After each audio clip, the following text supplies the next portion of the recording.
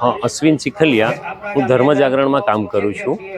आज रोज आ डूंगरानी घटना ने लईने मारे एटलुं ज कहेवुं छे कि अहीं गरीब आदिवासी हड़पति समाजना भोळा लोकोने लोभ लालच आपी अने गैरकायदेसर रीते खोटी रीते गुजरात सरकारना धर्मांतरणना कायदानो भंग करी अने 25 जेटला परिवारने ख्रिस्ती बनाव्या छे। आ ख्रिस्ती बनाववानुं षड्यंत्र जे व्यक्ति अहींया आवीने चलावे छे એ આજુબાજુના ગામોમાં પણ આવા પ્રવૃત્તિ કરી રહ્યો છે।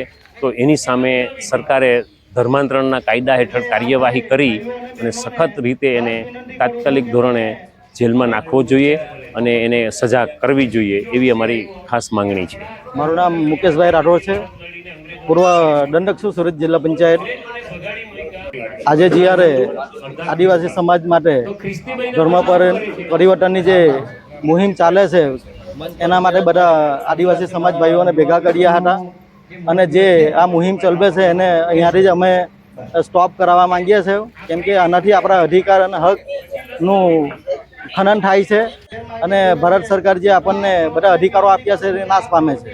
તો બધા ભાઈઓને ગેરમાર્ગે ન દોરાય અને આપણો જે પરંપરાગત જે સંસ્કૃતિ છે આદિવાસી સમાજની એ જળવાઈ રહે એ હેતુ માટે બધાને ભેગા કરી અને બધાને માર્ગદર્શન આપવામાં આવ્યું છે। આ માટે આપણા એસપી સાહેબ અને કલેક્ટરશ્રીને આવેદનપત્ર પર આપવામાં આવેલું છે। તો અમારી એક આદિવાસી સમાજની માંગણી છે કે આ લોકો પર જે આ કૃત્યમાં સામેલ છે એ લોકો પર કાયદેસર કાર્યવાહી થાય અને આ પ્રવૃત્તિ